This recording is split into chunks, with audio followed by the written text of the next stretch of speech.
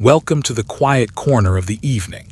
Before we begin our journey into the long, slow corridors of the past, take a moment to settle in. Adjust your pillow, pull the covers a little higher, and let your shoulders drop. If you find comfort in these stories and they help you find rest, please consider liking the video and subscribing to the channel.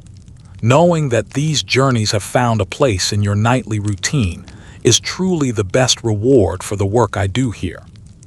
Tonight, we aren't looking for drama or grand battles. We are here for the steady, unhurried rhythm of history, the kind of stories that drift like dust motes in a shaft of afternoon light. As the world outside grows still, let your mind follow the faint footpaths of those who came before us. There is no rush to reach the end. If you fall asleep before the story is over, that is exactly as it should be. Now let the soft weight of time settle over you, and let's begin. More than 2,000 years ago, before maps had sharp edges, and before kingdoms believed they understood the shape of the world, there stretched across Asia a vast silence. A silence so wide that a traveler could walk for days and hear nothing but the wind arranging itself around the rocks. In that age, there was no Silk Road. There was no grand highway. No empire-crafted path connecting nations. There was only land, endless land, breathing softly in the sun. If you look closely, slowly, you might see the first threads of the road beginning to appear, not by plan but by repetition. A farmer rises before dawn, the air still cool, touching his tools with the familiarity of someone who has used the same handles all his life. He walks toward the hills in search of a cleaner spring. His footsteps press into the earth, leaving a faint mark only the morning light notices. A shepherd, days later, walks a little farther than the farmer had walked, his flock of fat-tailed sheep moving without hurry. Their hooves pack the soil softly, forming a line barely visible, like an eyelash against the skin of the earth. And a lone traveler, maybe a peddler with copper trinkets, maybe a messenger with a small scroll, leads a mule whose saddle bags sway with each step. He follows the faint suggestion of a path, only because it seems slightly easier than the untouched ground beside it.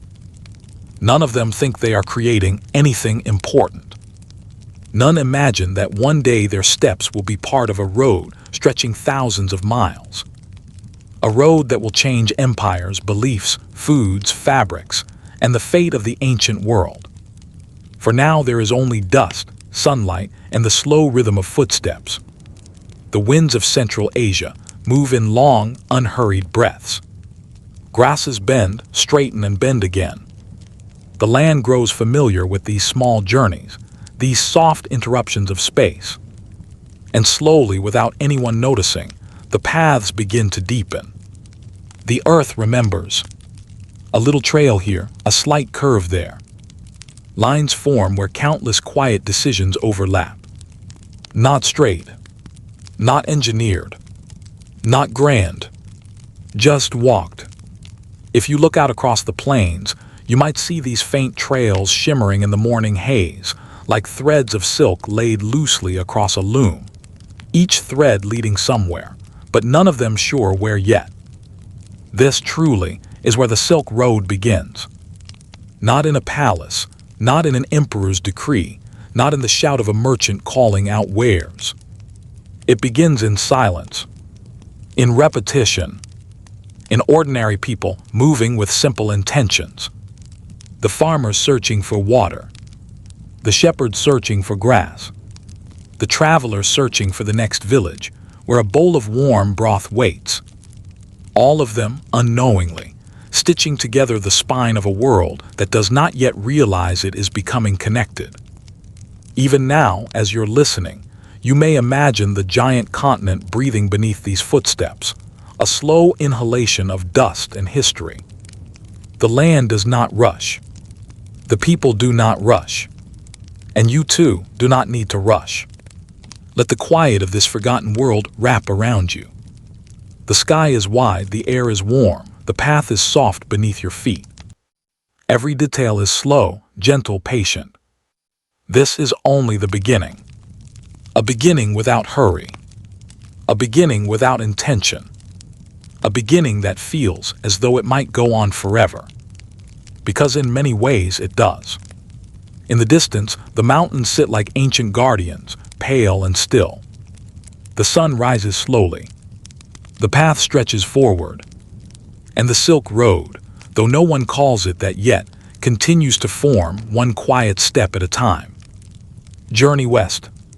If the Silk Road began with footsteps, then its first awakening, its first moment of consciousness, came with a man named Zhang Qian. It is the 2nd century before the Common Era. China is ruled by the Han Emperor Wudi, a ruler who dreams of horizons far beyond what most men can imagine. But even his dreams are wrapped in the uncertainties of the world. To the west lies a mystery, lands rumored to have great horses, stronger and faster than any known in the Han Empire. These are the Fergana horses, sometimes called celestial horses, said to sweat blood and run like the wind. But rumors are like fog. They drift, distort, and disappear. So the emperor needs someone with patience, resilience, and the willingness to walk into the unknown without promise of return. That someone is Zhang Qian. He is not a warrior, nor a conqueror. He is a diplomat with a quiet, steady mind, a man chosen for his ability to observe, endure, and remember. Imagine him now, standing in the early light, preparing for a journey that may take years, a journey he cannot map, because no map exists yet. The air is cool. His robes are simple. His companions, soldiers, guides, interpreters, stand beside pack animals carrying grain, tools, gifts, and scrolls with imperial seals. No one knows what they will find. But Zhang Qian steps forward anyway. This is how history often moves. Not with certainty, but with intention. Not loudly, but quietly. He leaves the gates of Chang'an, the Han capital, and travels westward. The first days are familiar. Wide river valleys, villages, quiet farmland. But as the days become weeks, and the weeks become months, the known world thins out like mist. He enters the Hexi corridor, a long, narrow channel between mountains and desert. Here, the wind sings in dry whispers. The ground shifts beneath his feet. The path becomes a suggestion more than a route. For many listeners, this is the moment to breathe deeply, to feel the slow stretch of time, to let the edges of your awareness soften. Because Zhang Qian's journey is not rushed. It is calm, steady, rhythmic. Step by step, he moves deeper into a world few Chinese envoys have ever seen. He reaches the lands of the Xiongnu, nomadic horsemen feared by the Han. And here fate takes an unexpected turn. He is captured. Not for days, not for months, but for years. Imagine that. Being detained in a land not your own, far from home, surrounded by languages you barely understand, with no certainty of freedom. Yet Zhang Qian does not lose purpose. He studies. He watches. He learns the patterns of the steppes, the migrations of herds, the politics between tribes. He waits with the patience of someone who knows that history often unfolds in slow, quiet intervals.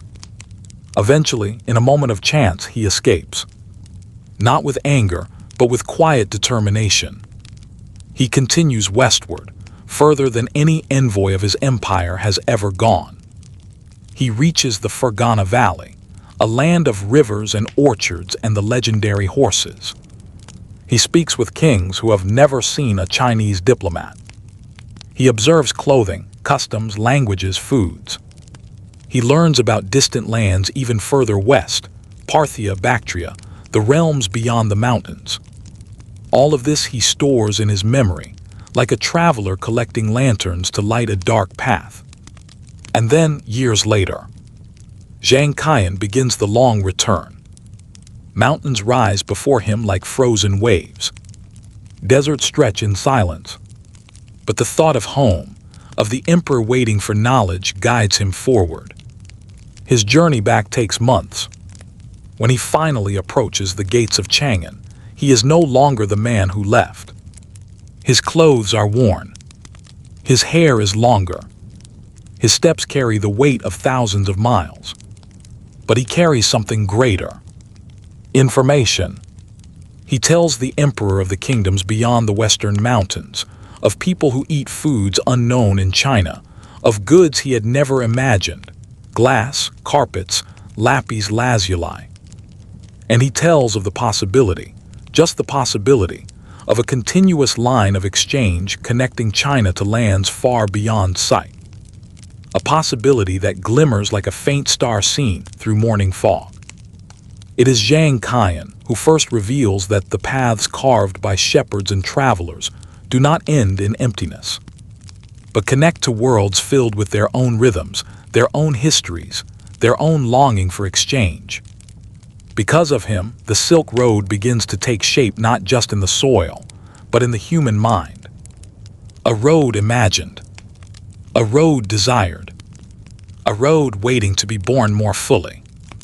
And as the Han Empire listens to his stories, the ancient world shifts almost imperceptibly. Trade will come.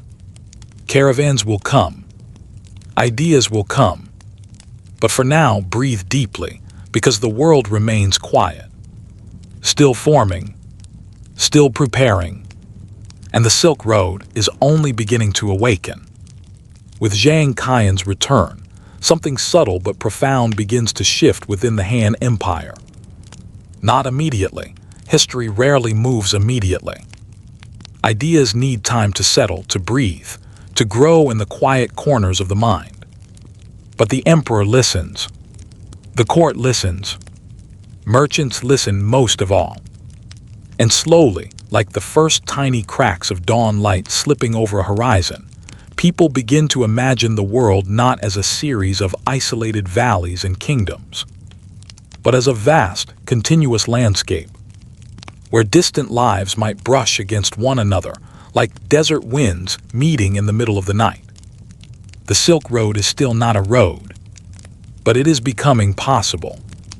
Caravans, slow, patient movers of history.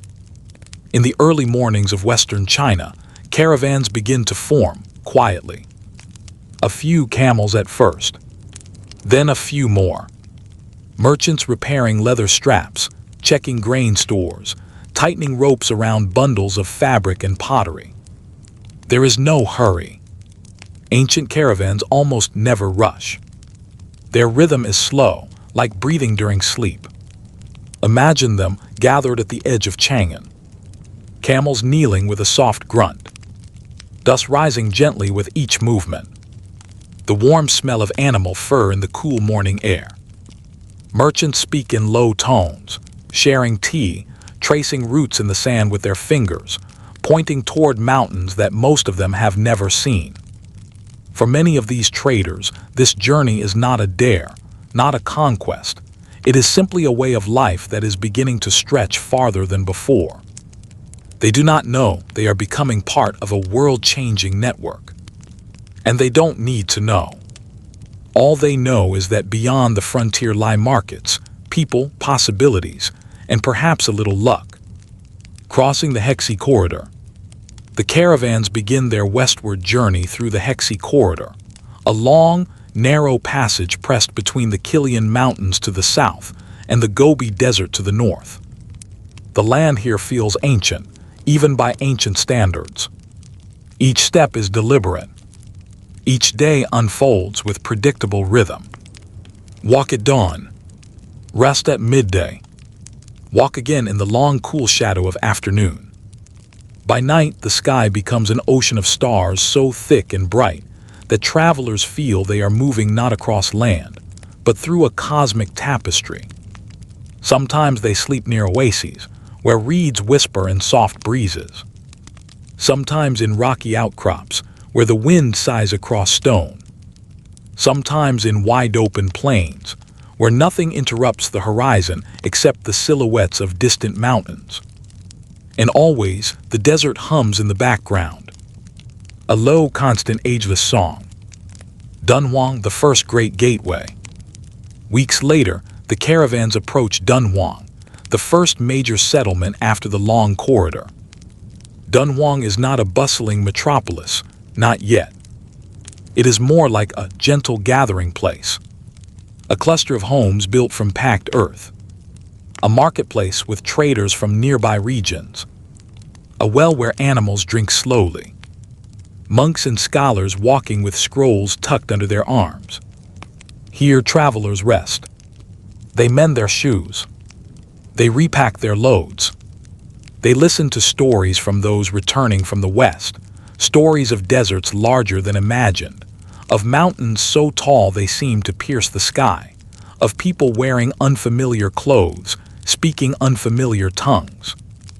The stories are often exaggerated, sometimes frightening but mostly fascinating. And as the caravans rest beneath the warm glow of evening lanterns, a truth begins to settle. The world is bigger than anyone thought. Not frighteningly big. Not overwhelmingly big. But peacefully, curiously big. Into the Taklamakan, you go in but you do not come out. The next phase of the journey is the one that tests travelers the most. The Taklamakan Desert. A desert so vast and so silent that even the wind seems to hesitate before crossing it. There is a saying, you can go in, but you may not come out. Yet caravans do go in, slowly, carefully. They take one of two long routes around its edges. The northern route, skirting the mountains. The southern route, tracing the oases like beads on a necklace. At night, the desert becomes dreamlike. The dunes glow softly in the moonlight. Shadows stretch across the sand like dark water. The air cools, and the silence deepens until every thought seems to drift away, as if carried by the desert itself. Caravans move in single file, each camel following the soft jingle of the one ahead. Their footsteps press into the sand, then slowly disappear behind them, as the wind brushes them away. A reminder that nothing in the desert is permanent. And still the caravans continue. Not hurried, not fearful. Just patient. The road unfolds. By the time they reach the far oases, Cotton, Kashgar, Yarkand, the world has changed again. New faces greet them. New foods appear on tables. New languages flow through the air like unfamiliar melodies. The merchants breathe in the strangeness slowly, letting the new world seep into them like warm tea. They trade silk for jade, silk for spices, silk for glassware whose clarity astonishes them. And each exchange becomes a tiny bridge between civilizations. No one, not even the wisest trader, imagines how far these bridges will one day stretch. But the Silk Road does not need understanding. It does not need awareness. It simply grows with every footstep. Quietly, humbly, softly, just like you resting now, settling deeper into calm, feeling history unfold at the pace of a camel walking through the desert dusk. After weeks, sometimes months, of crossing the desert edges, caravans at last reach the oasis cities. These are places that seem almost impossible, tiny worlds of life nestled in the arms of vast, endless sands. The first sight of them comes as a shimmer on the horizon. A patch of green, a suggestion of trees, the faint glint of water. For travelers weary from wind and heat, these oases feel like breath itself. And here, in these pockets of life, the Silk Road begins to take on texture, not just as a route, but as a living ecosystem. Let us wander slowly through a few of these cities. Cotton, the city of jade and mulberry trees. Cotton rests at the foot of the Kunlun Mountains, where glacier-fed rivers soften the desert and turn the sands fertile. Caravans approach to the sound of running water, a sound so gentle and so rare on desert routes that travelers often pause just to listen. Cotton is known for two things: jade found in its rivers, and silk spun in quiet rooms where women feed mulberry leaves to caterpillars. Legend says cotton learned silk making from a Chinese princess who smuggled silkworm eggs in the lining of her hair ornaments, defying the strict bans of her homeland. Whether the story is true or not, silk threads glimmer in the city's markets, catching light like strands of water. Merchants sit beneath mulberry trees, sharing tea and speaking softly through translators. Children lead goats. Monks chant in distant monasteries. Wind rattles wooden shutters gently. Life here hums, not loudly but peacefully. Yarkand, the southern pearl of the desert. Further west lies Yarkand, a city woven with orchards and narrow lanes lined with mud brick houses. The air smells faintly of apricots drying in the sun. Caravans here find rest, music, and quietness. Lutes and flutes drift through open windows. Old men play chess under pomegranate trees. And trade is never rushed. Transactions take place in a rhythm as slow and steady as the desert seasons. Silk is exchanged for spices, cardamom, cinnamon, saffron. Sometimes for rare woods. Sometimes for horses. But more often, the exchange is conversation itself, stories swapping hands like precious gifts. This is how knowledge travels. Not in haste, but with curiosity. Kashgar, the great crossroads. If the Silk Road has a beating heart, it may be Kashgar. A city where people, languages, foods, and beliefs meet like rivers flowing together from distant mountains. Here, the markets are larger. Caravans gather from all directions, east from China, west from Persia, south from India, north from the steppes. But even here, nothing feels hurried. Kashgar's old city has a deep, comforting stillness. Mud brick homes with carved wooden balconies. Courtyards filled with shade and birdsong. Potters shaping clay in slow circles. Bread baking in tandoor ovens. The scent of cumin and lamb fills the air. Women weave carpets with geometric patterns inspired by mountains and stars. Children run along alleyways where sunlight filters in thin golden ribbons. And on Fridays, the sound of prayer rolls through the city, a long, breath-like wave of devotion that rises and falls in perfect calm. Travelers rest here for days, weeks, sometimes months, waiting for the right season, the right weather, the right mood of the desert. Time is not measured in minutes or hours. It is measured in journeys. Leaving the oases, a slow ascent toward the west. When caravans finally leave these oasis cities, they do so with reluctance. They repack their loads. They fill their water skins. They tighten their blankets around bundles of silk and jade. And then slowly, one camel after another, they begin the long ascent toward the Pamir Mountains, known as the roof of the world. The path curves. The dunes flatten. The wind cools.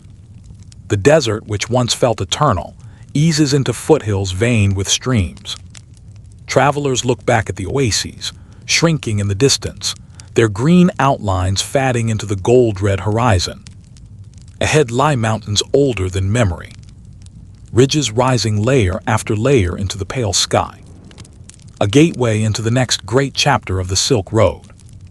But for now, breathe deeply, because the journey remains slow, unhurried, timeless. The Silk Road does not rush, and neither do you. Feel yourself drifting gently, like a caravan settling into camp at twilight. Lanterns glowing softly, camels kneeling, the evening breeze carrying the smell of distant orchards. The night deepens, the mountains wait, and the road continues. As the caravans descend from the lofty Pamirs, the world changes again. Gradually, gently, like the slow turning of a great wheel. The cold winds of the mountains soften into warmer breezes.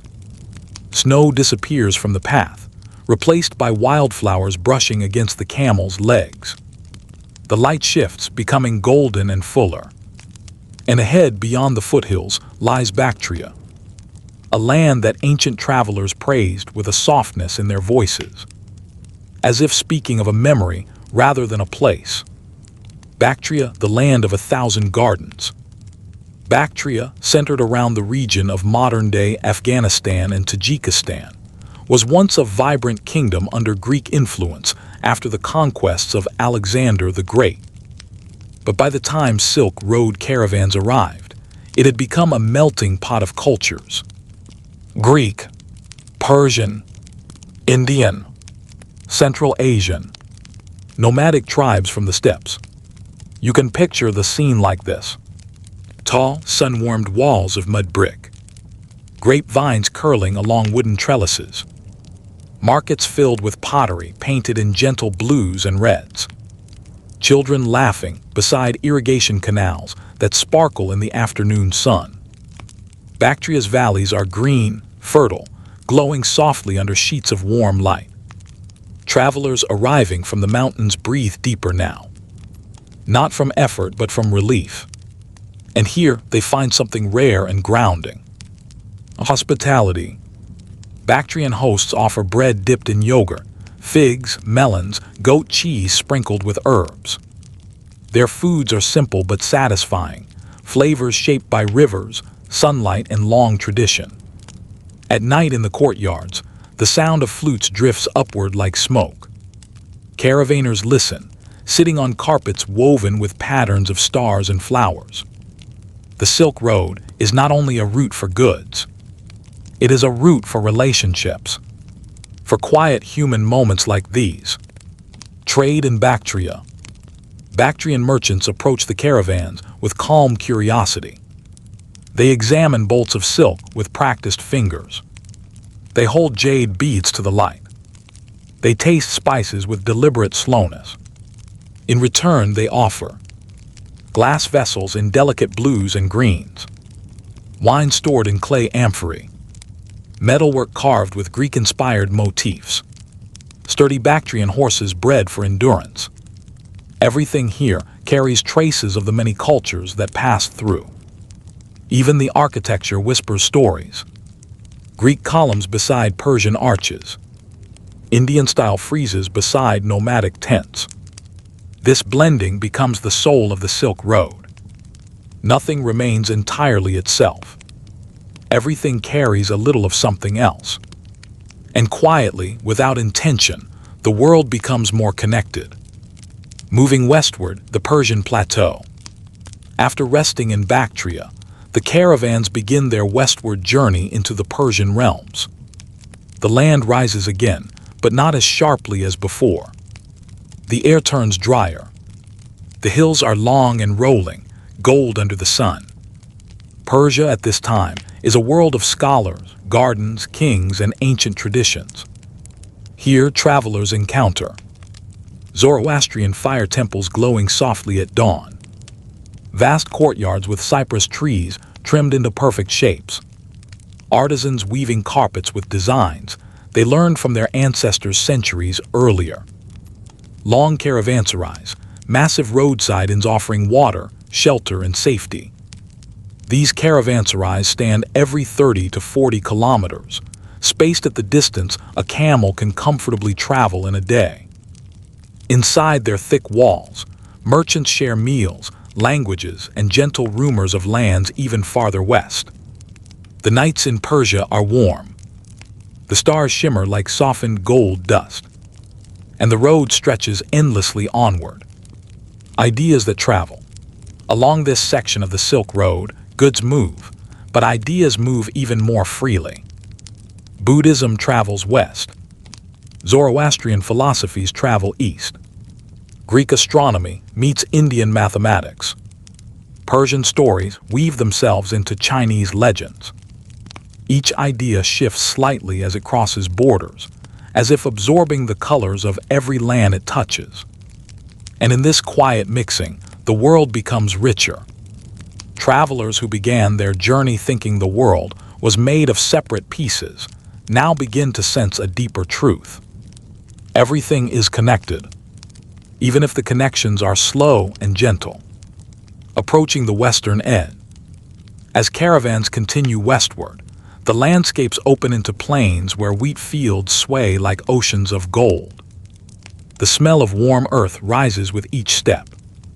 Olive trees begin to appear, their leaves shimmering silver in the sun. The architecture changes again. Houses now built from sun-baked bricks, with flat roofs and shaded porches. Persian merchants speak of lands farther still. Mesopotamia, Babylon's ruins, the great cities of the Roman East. Antioch, Palmyra, names that sound like distant music to the ears of the caravanners. But even here at the edge of the known world, no one hurries. The Silk Road is not a race. It is a rhythm, a slow walk across continents, a quiet merging of civilizations. And as the caravans approach the threshold of Western Asia, the world begins to feel both vast and surprisingly intimate. The sun sets slowly. The camels kneel. Fires are lit. And once again, the desert night carries their dreams softly across the sand.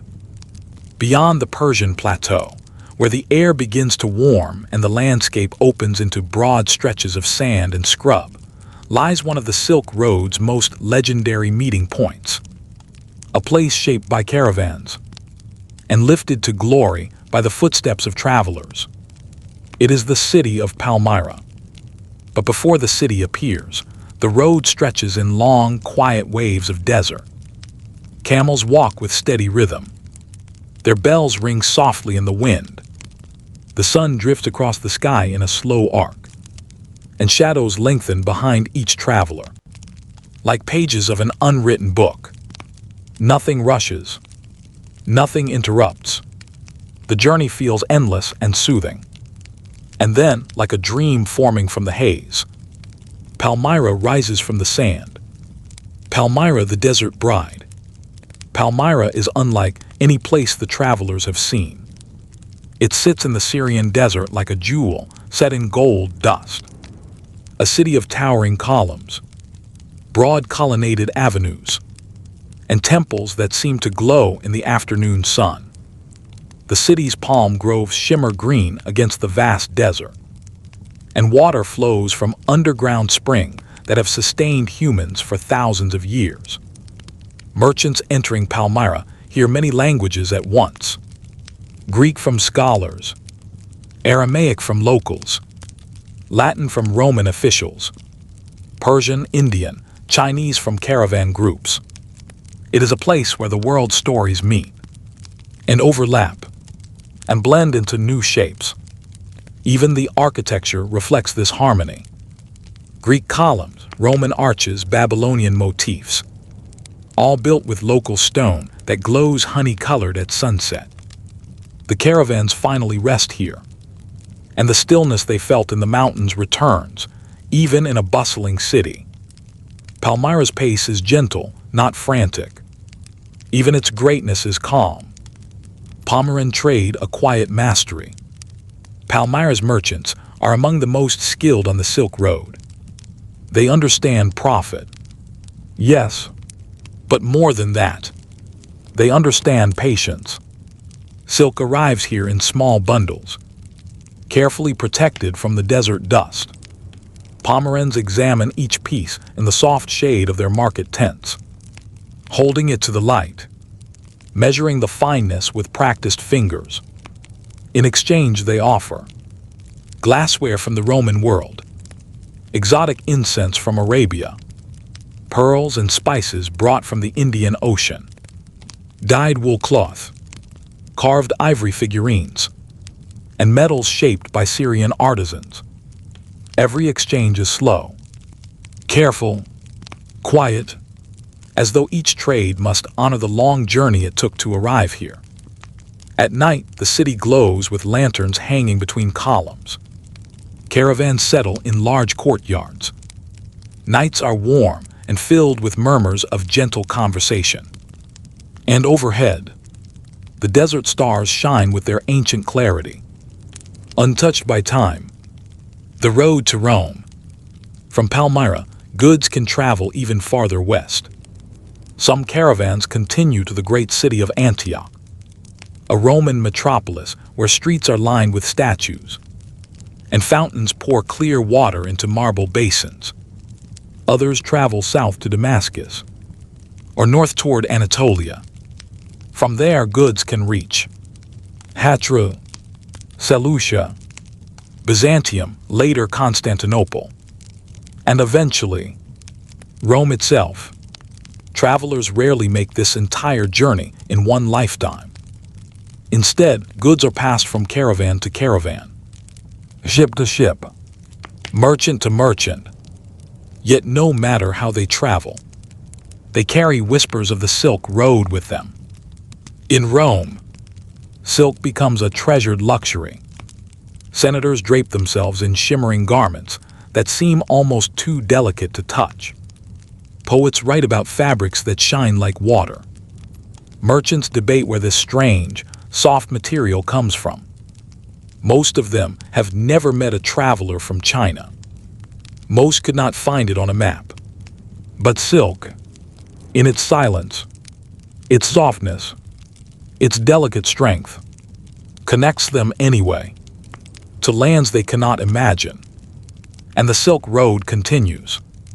Not through conquest, not through declaration, but through the movement of simple objects across space and time. Standing at the edge, at the far western edge of the Silk Road, travelers pause. Some have journeyed for years, some for decades, some have gone only a small part of the way. Yet even that feels like a lifetime. Here at the edge of the Roman world, the air smells of the sea. Waves crash against stone harbors. The world feels different, but not unfamiliar. After all, the Silk Road is not a straight line. It is a web, a network of footsteps, stories, goods, and ideas. Travelers carrying silk may never meet the ones who spun it. Those carrying glass may never see the furnaces where it was made. But all are connected by the slow, steady movement of the world. And as the sun sets over the Mediterranean, and the desert wind begins to cool, the caravans rest once more. Some will return east. Some will remain. Some will send their goods farther west by ship. But the road, the ancient, patient road, remains exactly what it has always been. A journey woven from thousands of quiet decisions. A bridge between worlds. A whisper stretched across continents. And you, as you listen, may feel that same quiet drifting over you. Soft, steady, peaceful. The story is not over. The Silk Road continues. And so does your rest. Long before books were printed, and long before news could cross oceans in seconds, ideas traveled the only way they knew how. Step by step, mile by mile, rest stop by rest stop, across mountains, deserts, rivers, and kingdoms. If silk was the most visible cargo of the Silk Road, ideas were the most transformative. They moved silently, invisible, weightless, yet powerful enough to reshape civilizations. Carried not in chests or sacks, but in conversations, symbols, and stories whispered by firelight. Let us walk slowly along this quieter side of the Silk Road. Buddhism travels east and west, along the northern routes of the Silk Road. Monks walked with shaved heads, simple robes, and deep patience. They carried little: a bowl, a scroll, a few sutras etched on palm leaves. They traveled from India toward China, stopping in cave temples carved into desert cliffs. One such place was Dunhuang, where the Magao Caves, sometimes called the Caves of 1,000 Buddhas, began as small meditation chambers and grew into a vast sanctuary filled with murals and statues. A monk might sit cross-legged in the candlelight, copying a scripture onto silk or paper. The quiet scratch of his brush echoing in the hollow of the cave. Travelers who rested nearby heard these teachings and carried them further to the next oasis, the next caravanserai, the next kingdom. Slowly, not through conquest, not through pressure, but through the calm persistence of shared stories. Buddhism crossed deserts, climbed mountains, and entered the heart of East Asia. Zoroastrian flames along the road. From Persia, another light traveled, the ancient fire of Zoroastrianism. Its priests' mobs carried the belief that light and darkness, truth and deceit, are always in quiet conflict. At night in the caravanserais, they told stories of the sacred flame, kept burning in temples for generations, a flame that symbolized goodness, clarity, and the eternal face of truth. Chinese travelers who listened were struck by the simplicity and beauty of this idea. They brought back tales of these fire temples, where flames flickered softly, never allowed to die. And so, Persia's ancient wisdom moved east, shaped gently by the ears that heard it. Islam spreads through trade, not conquest. Centuries later, as Islamic culture grew, it too traveled the Silk Road, but not with armies, with merchants. A merchant might carry incense in one hand, dates in another, but in his heart he carried his prayers. He set up his stall in Kashgar, in Bukhara, in Samarkand. He would speak softly with travelers, show hospitality to strangers, share food, share stories, slowly, peacefully. His beliefs took root along the trade routes. Mosques rose beside Buddhist monasteries, Zoroastrian temples, and local shrines, not replacing each other, but existing side by side, in a gentle mosaic of human faith. Silk Road stories, the oldest cargo. Ideas also traveled in the form of stories. A Persian storyteller might speak of the hero Rostam, whose strength rivaled mountains. A Chinese traveler might share the tale of the Monkey King, leaping from cloud to cloud on his journey for wisdom. An Indian monk might recount the Jataka tales, stories of the Buddha's past lives, each one a quiet lesson in kindness. Around campfires, as camels grumbled softly in the darkness, these stories mingled. They changed shape. They blended cultures. They wove themselves into new versions that drifted across continents. By the time a story reached Rome, or China, or India again, it had transformed completely. A reminder that ideas are not fixed, but fluid, shaped by every person who holds them. Knowledge crosses borders. Scientists, mathematicians, herbalists, astronomers, all walked the Silk Road, sometimes with great purpose, sometimes because they simply needed a new place to work. From India came the concept of zero and early forms of algebra. From Persia came star charts and precise astronomical instruments. From China came paper, a marvel that replaced heavy clay and fragile parchment. When paper arrived in the Middle East, scriptoria and libraries flourished. When it reached Europe centuries later, printing presses became possible. And all because travelers carried flat sheets of woven plant fibers across deserts and mountains, thinking little of the world they were about to change. A road of gentle transformation. The Silk Road did not transform the world suddenly. It transformed it slowly, softly, like water shaping stone. Over centuries, ideas did not conquer. They wandered. They drifted. They whispered. And the world listened. As you listen now, you might feel that same gentle drift. thoughts loosening, breath softening, a calm settling through your body, like desert sand cooling after sunset. The road continues. The ideas continue. And your rest continues. Feel your breath ease. Feel your mind drift. Let the road carry you quietly. History often remembers the great cities, the famous names, the shining goods traded across continents. But the Silk Road lived just as much, in the small, quiet details of everyday life. The road was not always dramatic. Most days were ordinary, calm, predictable, almost meditative.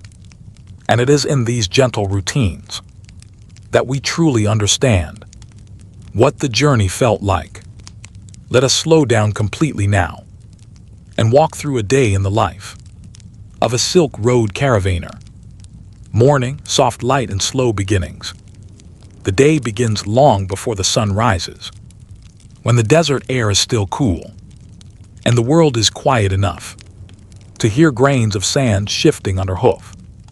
A faint glow appears on the horizon, turning the sky pale blue, then gold, then soft pink. Camels rise awkwardly from their sleeping positions, first lifting their hind legs, then their front legs. With low, rumbling grunts, travelers stretch their backs, shake out blankets still coated with fine dust, and breathe in the cool air before the heat arrives. Breakfast is simple: a piece of flatbread warmed on a pan, dried figs or dates, sometimes goat milk if a herder travels with them, occasionally a small handful of nuts or seeds. Everything is eaten slowly. No one rushes. The day ahead is long, but the pace will be gentle, setting out the rhythm of the road. By the time the sun rises fully, the caravan begins to move. Camels walk in a line, not because they are trained to, but because camels prefer it. The soft jingling of bells tied to their harnesses fills the morning air with a soothing, almost musical sound.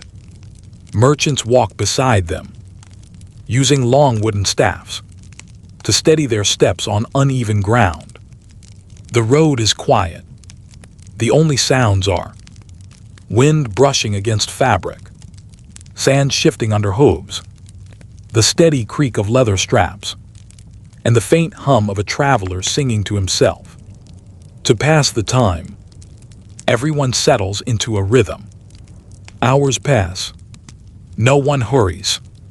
No one counts the miles. On the Silk Road, distance is measured not by how far you travel, but by how peaceful the journey becomes. Midday, the stillness of heat. As the sun climbs higher, its warmth becomes too heavy to ignore. Caravans always stop at midday, not for luxury, but for necessity. In many places, the air shimmers, the sand becomes hot enough to sting, and even birds hide in the shade. So the travelers pull their camels into a small circle, creating a boundary of calm. Some seek shade under blankets stretched between packs. Others lie flat on the ground, hands under their heads, letting the earth cool their backs. Lunch is quiet, sometimes nothing more than leftover flatbread, a sip of water, a dried apricot shared between friends. The heat creates a silence so deep that thoughts seem to drift away, like mirages dissolving into the air. There is no rush. There is no schedule. The Silk Road moves with the sun. Late afternoon, returning to motion. When the sunlight softens again, travelers rise and dust off their clothes. The camels stand. Bags are tightened.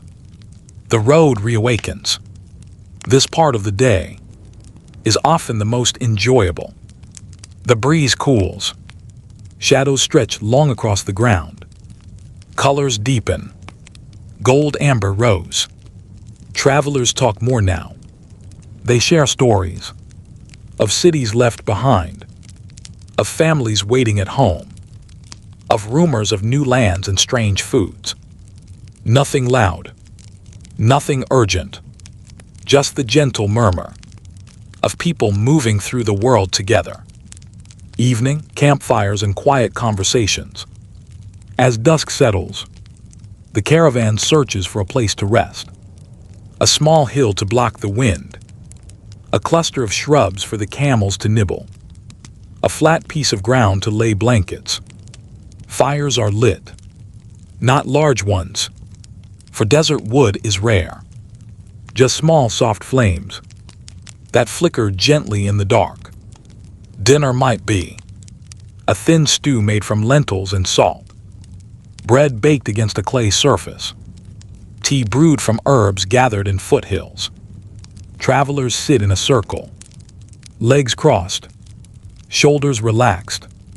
Some speak quietly, some fall asleep mid-sentence, some stare at the fire, without thinking at all. The stars appear slowly. First one, then three, then 1,000. Above, the sky feels endless. Below, the earth feels safe. And in the middle, a small caravan rests. Between them, night, the softest part of the journey. When the fire burns low, travelers lie beneath the sky, wrapped in blankets that smell of dust and wool. The camels kneel nearby, their silhouettes soft and rounded in the starlight. A breeze moves across the sleeping camp, gentle, cool, carrying the faint scent of distant mountains. The world becomes very quiet, the kind of quiet that settles into the bones and tells the body it is time to rest. Somewhere far in the dark, a fox pads silently across the sand. A bird shifts its wings in a tree. A star falls, but the caravan sleeps, and the Silk Road breathes. Slowly, softly, endlessly, just like you. Resting now, drifting deeper. For all its beauty, the Silk Road was a path shaped as much by challenges as by discoveries. But these difficulties were seldom sharp, sudden events. Instead, they were slow realities, soft obstacles that shaped the rhythm of the journey, much like wind shapes dunes.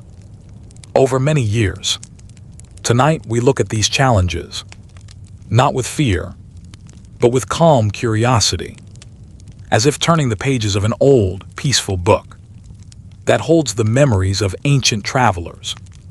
The weather, a road of seasons. The Silk Road crossed mountains, deserts, grasslands, and forests. And each region had its own quiet temperament. Hot days, cool nights, the desert's rhythm. In the Taklamakan and Gobi, days warmed slowly under a rising sun. Heat built steadily, like water simmering in a pot. Then at sunset, the temperature fell gently, wrapping travelers in cool air that felt almost like silk on the skin. It was never sudden or dramatic. The desert simply breathed, warm in the day, cool at night, a natural rhythm, older than humanity itself. Mountain weather, soft winds, thin air. In the Pamirs, clouds drifted lazily over the peaks. Winds hummed in valleys, with a low, steady tone that lulled travelers to sleep. Snow sparkled like crushed crystals, but even snowstorms came slowly, foreshadowed by quiet stillness, giving caravans time to prepare, to pause, to wait. Spring winds of Central Asia. Across the steppes, spring brought long, warm winds that rolled across the grasslands like invisible waves. Travelers often closed their eyes and let these winds carry their worries away.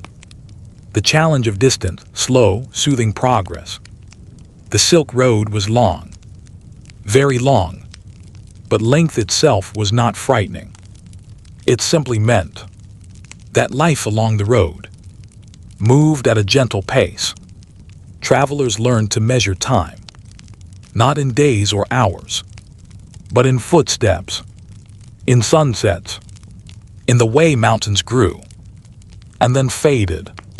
Behind them, the distance became a companion, quiet, patient, never demanding more than a traveler could give. Wildlife curious, not terrifying. Wild animals lived along the Silk Road, but encounters were usually distant, observed more than experienced.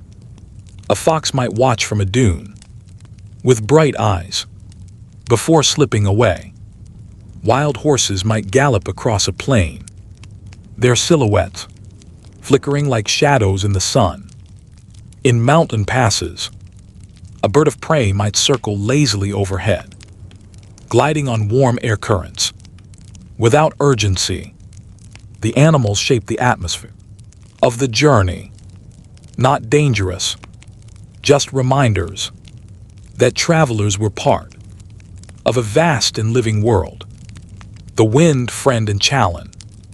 Wind was perhaps the most constant companion on the Silk Road. Sometimes soft, cool, and refreshing. Sometimes warm, carrying scents of orchards from faraway lands. And yes, sometimes strong enough to push sand into the air. But even the sandstorms of the Silk Road were slow-moving giants, visible from far away, giving caravans time to find shelter behind dunes, rocks, or simple cloth screens. Travelers would crouch together, faces covered, listening to the wind whisper around them. It passed eventually, like a long exhale, a reminder that all storms are temporary. Scarcity of water, the art of patience. Water was precious in many regions, but scarcity did not frighten travelers. It simply taught them care. They carried skins of water with quiet mindfulness. They drank slowly, in small sips. They shared with camels generously, knowing camels carried their burdens patiently. When they reached an oasis, they listened to the water before drinking it, as if the sound itself quenched thirst. And perhaps it did. Bandits rare and mostly avoided. Yes, the Silk Road had bandits, but they were not constant threats. They appeared occasionally, like passing clouds. Caravans traveled in groups, bringing safety in numbers. They chose guarded paths near outposts. They stayed in caravanserais, protected by thick walls and watchful keepers.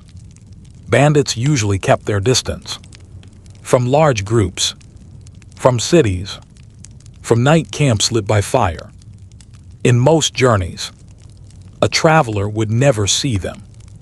And if rumors spread, they were softened by the desert winds. Stories shared to stay cautious, not to stoke fear. At the end of each day, peace.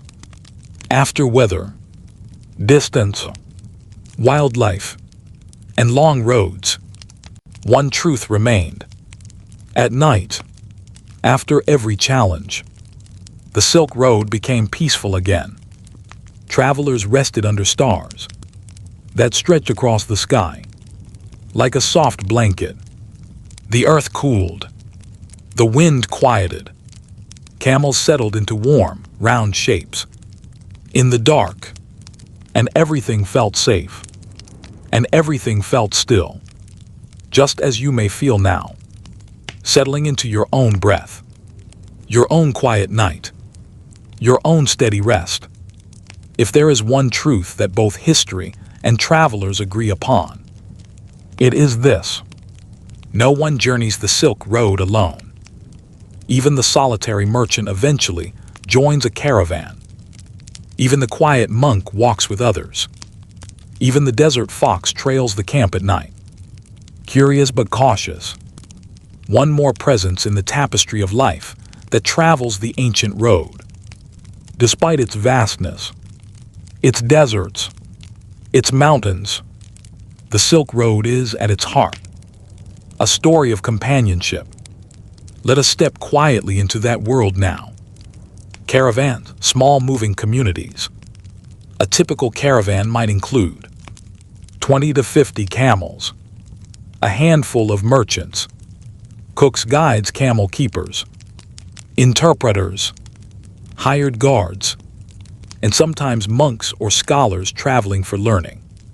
From a distance, this caravan might look like a thin line against a golden landscape, but up close, it is a small, warm traveling village. Each person carries a role. Each role carries meaning. And over days and weeks, faces that were once unfamiliar become comforting reminders that one is not walking the world alone. Conversations develop slowly, never rushed, never forced. A traveler offers a dried fig. Another shares a small tool to repair a sandal. Someone hums a tune. Someone else finishes it. Small gestures, soft connections, the beginnings of friendship. Evening camps where stories gather. When the day's travel ends, the caravan stops with a gentle scattering of motion. Camels kneel. Bags are unloaded. Blankets are spread. Cooks begin warming simple meals. And slowly, the quiet of the day gives way to soft human sounds. The crackle of a small fire. The clink of metal bowls. The sighs of weary but content travelers. The quiet laughter of someone remembering a good moment. Around the fire, stories float into the air, like sparks rising from burning wood. These stories are rarely dramatic. They are simple tales of a harvest back home, a child learning to walk, an amusing camel with a stubborn personality, a beautiful sunrise seen on a faraway morning. The Silk Road is long, but around the fire, it becomes intimate, a place where strangers become companions, and companions become family. Caravanserais, ancient hotels of the desert. Every day's journey along major routes stood a caravanserai, a large fortified, built to shelter travelers from the night and from the open desert. These buildings were massive rectangles of stone and clay, with thick walls, arched doorways, and spacious courtyards. Inside, travelers found water for their animals, places to sleep, cooking areas, small markets, and news from distant lands. A caravanserai was not merely a rest stop. It was a bridge between worlds. You could hear 10 languages in a single courtyard. You could meet travelers from Rome, from India, from Persia, from China, all resting under the same sky, sharing the same fire. And yet, despite this diversity, the mood was calm. People walked slowly. Voices stayed quiet. The thick walls created a sense of shelter, not just from weather, but from the vastness of the journey. Inside a caravanserai, everyone felt safe. Friendships that crossed civilizations. Some friendships lasted only a few days, spent sharing bread, stories, and the comfort of company. Others lasted years, as merchants traveled the same routes again and again, meeting familiar faces in the same inns, the same markets, under the same desert stars. A merchant from Persia might send small gifts to a friend in Dunhuang. A Buddhist monk might give a scroll to a Roman traveler, simply because the man seemed curious and kind. There were no contracts, no formalities, just simple human gestures, stretching across borders. This is how trust formed, how trade grew, how peace traveled the Silk Road. One friendship at a time, nights of quiet peace. Above all, what travelers remembered were the nights when the caravan rested, like a single organism, breathing softly under blankets, camels huddled together, fires burning low. The stars were so bright that people often fell asleep, mid-conversation, their voices drifting into silence, as gently as grains of sand. The road felt endless, yet somehow, under that sky, the world felt small, warm, and welcoming. And for many, that sense of human closeness, of being part of something larger, was the greatest treasure the Silk Road ever offered. Just as you may feel now, softly held, within the story, within the world, within your own quiet breath. The Silk Road was named for silk, but silk was only one thread. In a tapestry of thousands, caravans traveled not just with fabrics, but with dreams, with flavors, with colors, with objects touched by human hands. In faraway places, each item told a story of a distant home, a workshop, a mountain, a river, a quiet moment of creation. Let us wander slowly now through the kinds of goods that drifted along the ancient road. Silk, the softest treasure. Silk was light. Silk was strong. Silk shimmered softly, like water reflecting moonlight. Chinese weavers tended to silkworms with extraordinary patience, feeding them mulberry leaves, gently unwinding cocoons, spinning threads so fine that a single strand could float on a breath of air. When foreign merchants saw silk for the first time, they were astonished. Romans believed it came from the leaves of trees. Others thought it grew like hair from magical worms. Most of all, they simply marveled at how soft it felt against the skin. Silk traveled westward in rolls wrapped tightly against dust and weather. It became clothing, banners, gifts for kings, prized possessions, passed from one generation to the next. And yet, through all its journeys, silk remained silent, a soft treasure that changed empires without saying a word. Stone with a soul.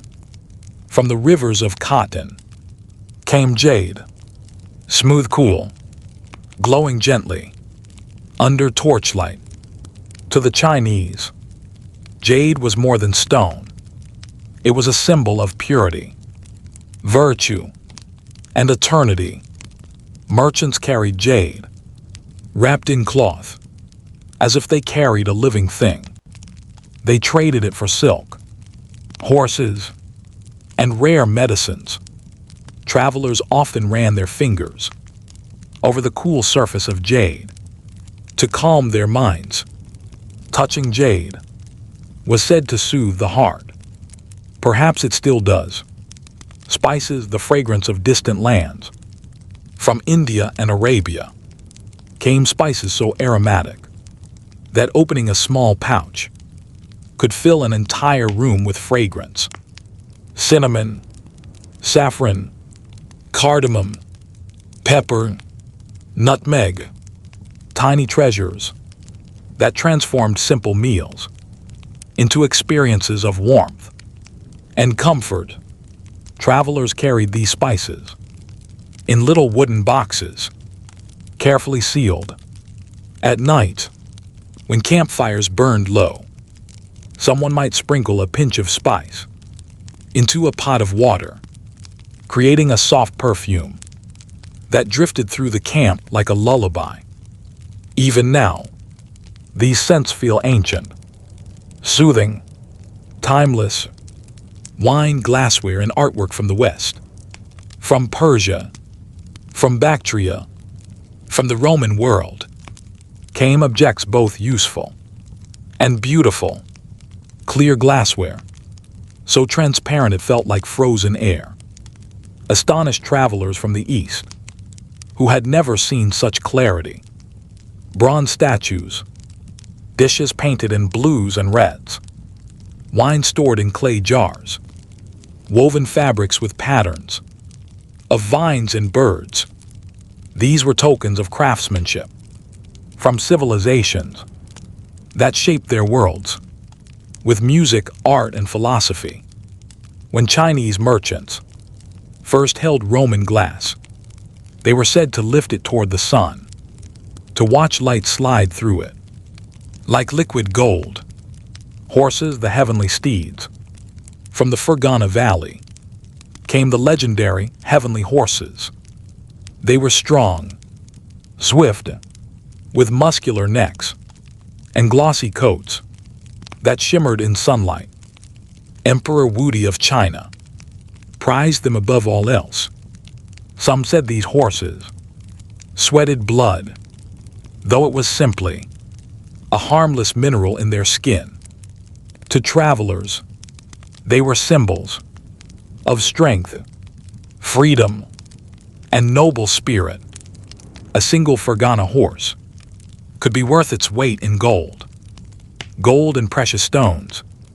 Gold traveled the Silk Road, but quietly, not in huge quantities, but in small coins, tiny beads, and jewelry wrapped in layers of fabric. From Afghanistan came lapis lazuli, deep blue like the evening sky. From India came sapphires and pearls from warm southern seas. These stones were valued, not just for beauty, but for the way they reminded travelers of home. A blue stone could carry the memory of a distant river. A gold coin could carry the hope of a future homecoming. Paper may have been the most important item of all. It traveled from China toward the Middle East, changing libraries, schools, and whole cultures. With paper, ideas could be shared, copied, and preserved more easily than ever before. Knowledge flowed like water finding new channels. A single sheet of paper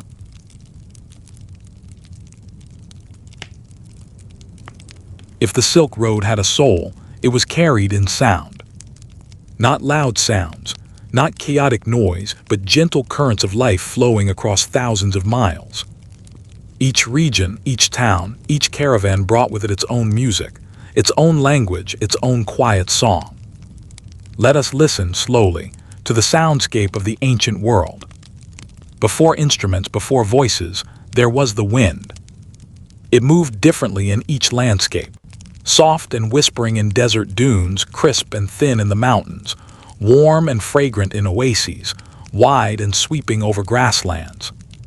Travelers often spoke of listening to the wind as if it were speaking a language of its own, a gentle companion guiding them from one horizon to the next. Some said the wind carried stories. Some said it carried memories. Most simply listened and found comfort. Every culture along the Silk Road carried instruments, simple ones, portable ones, made of wood, reed, or string. The Persian setar, a small lute with a soft, silver-like tone. Travelers played it in the evenings, fingers moving lightly over strings, sending delicate notes into the cool desert air. Indian flutes, made of bamboo, producing warm, flowing melodies like water moving in gentle curves. Monks carried flutes and played them at dawn, letting the sound blend with birdsong. Central Asian drums, hand drums with stretched skins, their deep, round vibrations echoing across grasslands like distant footsteps of the earth. Chinese bells and chimes. Small bells hung from camel saddles or tied to belts, creating soft, calming jingles as caravans walked. Together, these instruments created a slow, wandering orchestra that drifted across continents. Languages of the Silk Road, a gentle tangle of voices. In a single marketplace, a traveler might hear Chinese, Persian, Sogdian, Sanskrit, Turkic, Arabic, Greek, Aramaic, Latin, Tibetan, and dozens of local dialects. The air shimmered with overlapping words, not clashing, but blending softly like waves meeting on a quiet shore. Most travelers knew only a handful of phrases, but smiles, gestures, and the universal tone of kindness did most of the work. Misunderstandings were common but rarely serious. People laughed, pointed, traded, and found ways to understand one another. The Silk Road taught the world that communication is not merely speech. It is willingness. It is patience. It is the quiet trust that humans can connect despite all differences. The heartbeat of the journey. The most familiar sound to any Silk Road traveler was the soft ringing of camel bells. These bells were not loud. They chimed gently with each step, a rhythmic, hypnotic pattern that soothed both animal and rider. Some bells were high and light, like droplets of rain. Others were deeper, like distant church chimes. Together, they created a sound that lulled travelers into calm reflection, day after day, mile after mile. Even now, many imagine the Silk Road not as a straight line on a map, but as a string of soft bells moving through time. Night along the Silk Road was a symphony of stillness.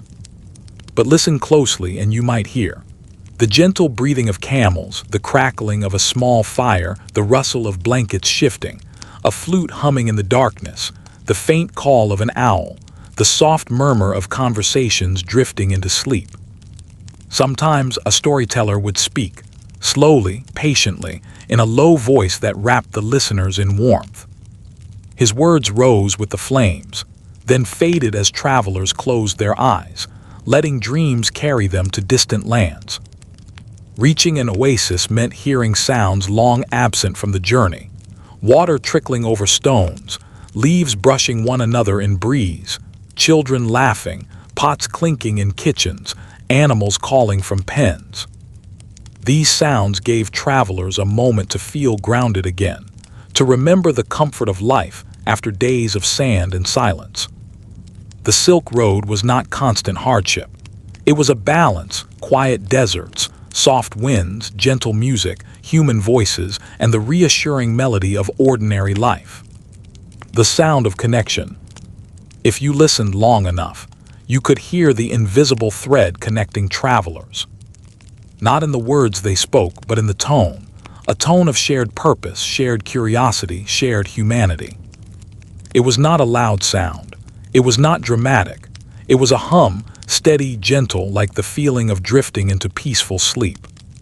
The Silk Road, in all its vastness, carried this hum across mountains, deserts, and generations. And as you listen now, you may feel that same softness, that same slow unfolding of calm. Let the sounds fade gently. Let your breath deepen. Let the story continue to carry you peacefully onward. If the Silk Road had a visible memory, it would live in its art. Along this long, wandering path, civilizations met not with armies but with colors, carvings, paintings, and architecture. Art does not argue. Art does not conquer.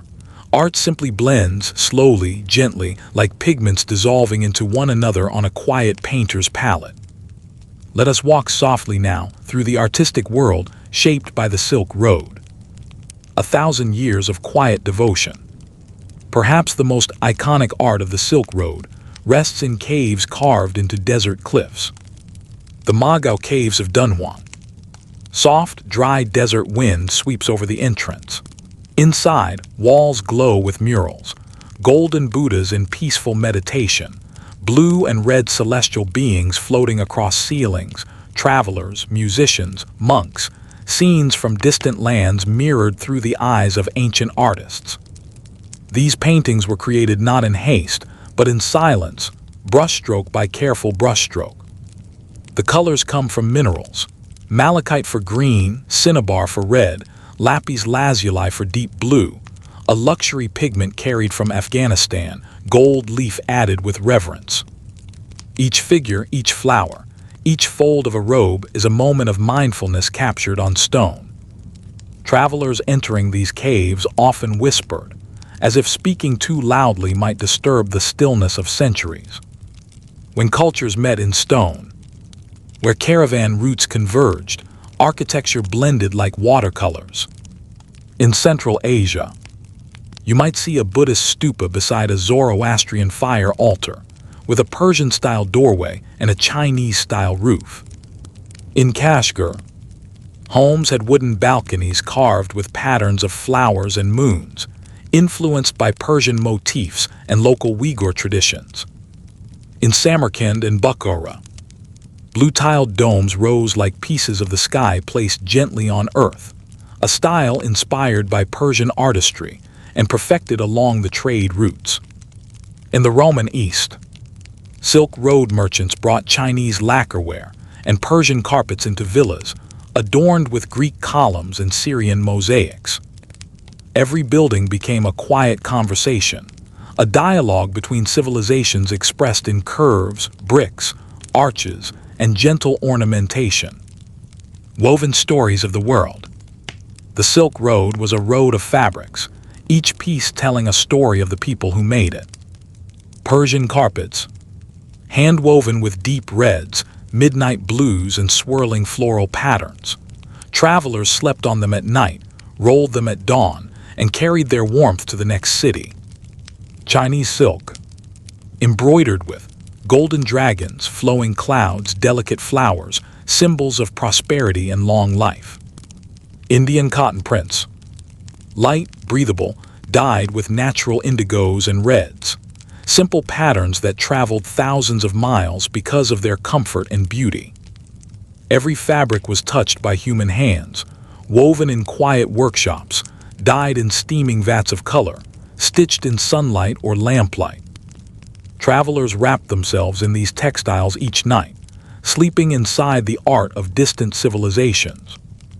Some of the most delicate art to cross the Silk Road came in the form of small, precious objects. Roman glass, translucent bowls and bottles that seemed almost unreal to those who had never seen glass before. Light passed through them with a soft glow, and the colors, sea green, sky blue, amber, looked like fragments of dawn. Persian ceramics, painted with floral vines, geometric stars, and gentle animals. The glaze often crackled delicately, adding character. Chinese porcelain, smooth, pure white, or decorated with gentle cobalt designs. Central Asian figurines, small clay sculptures of musicians, dancers, animals, and mythical creatures, simple, joyful, made with affection. These objects were wrapped carefully in soft cloth and placed deep inside bags to protect them on the journey. Objects from one civilization became cherished treasures in another. Theater, dance, and cultural performance. Along the Silk Road, performance arts blended just as visual arts did. In desert towns, travelers might gather to watch a dance troupe from India or Persia. Musicians played lutes, flutes, small drums, sounds drifting softly through the night. Dancers moved with slow, graceful steps, hands and feet telling stories older than memory. Actors performed tales from Greek tragedies, Indian epics, and local legends, sometimes mixing them together into entirely new forms. In these gatherings, language was not important. Emotion carried the meaning, movement carried the story, music carried the atmosphere. And the audience, exhausted from the road, felt their hearts lighten for a little while. Art as a gentle bridge. Every piece of art, every mural, every carved doorway, every woven cloth was a quiet bridge. A way for one culture to greet another without words, without conflict. The Silk Road's art was not about power, not about pride. It was about curiosity, the simple human desire to create beauty, to express meaning, and to share it across the breadth of the world. And as you listen, you too are part of that sharing, receiving these images as softly as a traveler receiving a small, treasured gift from a distant land. Let that feeling settle around you, warm, gentle, and deeply peaceful. As caravans moved westward through valleys, deserts, and mountains, they eventually reached lands that shimmered with an almost mythical beauty.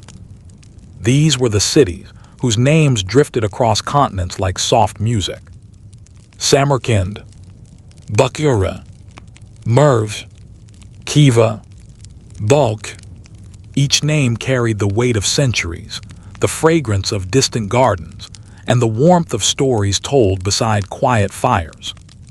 Let us wander slowly now through these cities, not in haste, but with the gentle curiosity that defined every traveler of the Silk Road. Samarkand did not appear suddenly. It emerged, as though rising from the earth itself. The first sight travelers often described was the color blue, blue domes, blue tiles, blue mosaics that reflected sunlight like fragments of sky.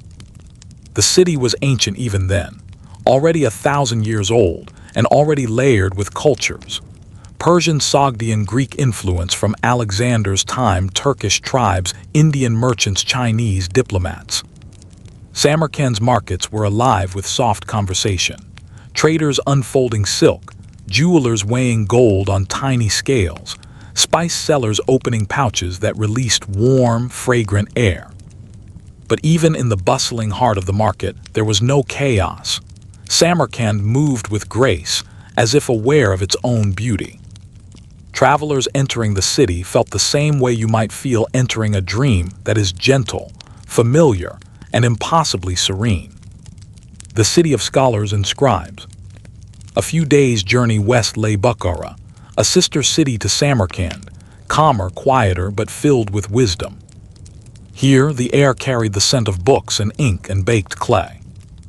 Bukhara was famous for its scholars, men who studied astronomy, medicine, mathematics, and poetry. In quiet courtyards, students sat cross-legged as teachers recited lessons in soft, measured tones. Libraries were sanctuaries, cool rooms lined with scrolls and manuscripts, their pages filled with delicate calligraphy. Travelers resting here often listened to readings, even if they did not understand the language. It wasn't the meaning that mattered. It was the sound, calm, rhythmic, like water flowing through narrow channels. Outside, Bukhara's mosques and minarets rose peacefully above the city, casting long, elegant shadows across sunlit streets. It was a place where the Silk Road felt intelligent, contemplative, deeply human. The forgotten metropolis of the desert. Farther still lay Merv, a city so large and prosperous that some ancient texts called it the mother of the world. Today, Merv is quiet ruins. But during the Silk Road's golden age, it shimmered with life. Vast gardens, wide boulevards, caravans arriving daily, giant libraries, observatories studying the stars. Travelers admired Merv for its warmth, not just the climate but the people. Hospitality ran deep here. A merchant could arrive exhausted, and within minutes be offered a bowl of cool water, a seat under shade, and a meal of bread and herbs. Even now, imagining the city brings a sense of comfort, like remembering a place your heart once knew. Khiva was smaller, but its walls rose from the desert like a protective embrace. Mud brick towers, carved wooden pillars, courtyards filled with mulberry trees. Khiva felt like a gentle refuge. Travelers often paused here for longer than planned. The city's pace was slow, the soundscape soft, the food warm and simple. In Khiva's narrow lanes, you could hear artisans tapping wood, weavers combing wool, copper workers shaping pots with rhythmic, gentle blows. Khiva was not famous for grandeur. It was famous for calm. exactly the kind of calm you may be sinking into now. Balkh, the ancient meeting place. Balkh, now in northern Afghanistan, was one of the world's oldest cities. Monks from India, traders from Persia, nomads from the steppes, and diplomats from China all passed through its gates. Balkh felt ancient in a way that reassured travelers. Its walls had stood for millennia. Its people had welcomed visitors since before written history. A traveler could rest here, feeling part of a long lineage, one more soul passing gently through time. Each Silk Road city reflected a different tone, a different mood. Samarkand shimmered with beauty, Bukhara whispered with knowledge, Merv glowed with abundance, Khiva embraced with safety, Balkh hummed with ancient wisdom. Together they formed a constellation, not of stars but of civilizations. And between them stretched the road, quiet, steady, woven with human footsteps. Travelers came and went, but the cities remained, listening, glowing, offering warmth to anyone who passed through their gates. Let that warmth settle gently around you now, like a soft blanket woven in Samarkand, dyed in Bukhara, carried across deserts and placed upon you by the story itself. Most roads reshape the world with armies, with battles, with maps redrawn in sudden, violent strokes. But the Silk Road was different. It did not roar, it whispered. It did not conquer, it connected. It did not break old worlds, it wove them gently together. Its influence spread not through force, but through curiosity, through kindness, through the simple act of people meeting one another and exchanging small pieces of their lives. Let us now drift slowly through these subtle transformations. Empires learned about each other. Before the Silk Road, most empires believed they were the center of the world. China imagined little beyond its mountains. Rome saw itself as the axis of civilization. India gazed outward only through the Indian Ocean.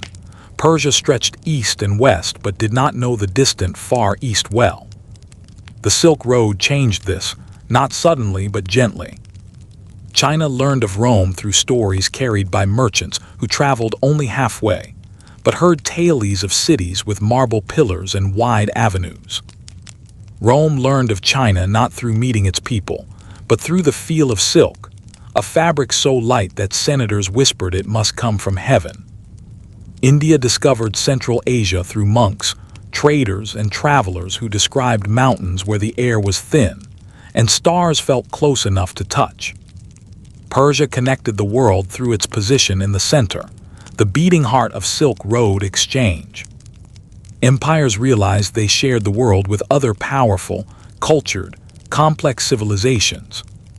A quiet transformation, a widening of perspective, a reminder that no one holds the whole world alone. Daily life blossomed with new ideas. Not all changes were grand. Many were small, gentle, felt in households and kitchens rather than palaces. New food spread slowly across continents. Peaches and apricots from China, grapes and wine from Persia, sesame and spices from India, pomegranates from Central Asia. A family in a small village might taste a fruit that had traveled through 10 kingdoms to reach their table. New plants and technologies moved quietly. Paper improved iron tools, new seeds weaving techniques, medicinal herbs, glassmaking methods. A single innovation could brighten the life of entire communities. Beliefs and philosophies mixed gently. Ideas rarely traveled violently on the Silk Road. They traveled with conversation. A monk shared a parable with a Persian traveler.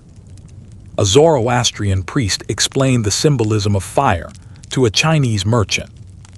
A Sogdian storyteller recited a tale from the steppes to a group of Indian traders.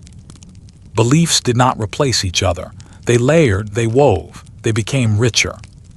Civilizations learned that truth can have many facets, like a gem turned slowly in the hand. Economies thrived through gentle exchange. The Silk Road did not make most people wealthy, but it did make lives fuller. Caravans created jobs for guides, cooks, camel drivers, weavers, innkeepers, artisans, translators. Markets grew each time a caravan arrived with new goods. Coins, weights, and measures standardized as merchants realized the world worked more smoothly when everyone agreed quietly on how to count and weigh. Trade brought stability more often than conflict. When people rely on each other for silk, grain, horses, spices, paper, wars become bad for business. Peace becomes profitable, peace becomes desirable, peace becomes normal. In this way, the Silk Road nurtured stability across vast distances. The sharing of knowledge. Knowledge flowed like water seeping through soil. Mathematics, astronomy, medicine, geography, philosophy, art styles, architectural ideas. Each culture contributed its own quiet brilliance. China offered paper, compasses, silk weaving, and herbal medicine. India shared mathematics, Buddhism, surgical techniques, and epic storytelling. Persia developed astronomy, banking, observatories, and poetry. The Greco-Roman world spread geometry, sculpture, glassmaking, and engineering.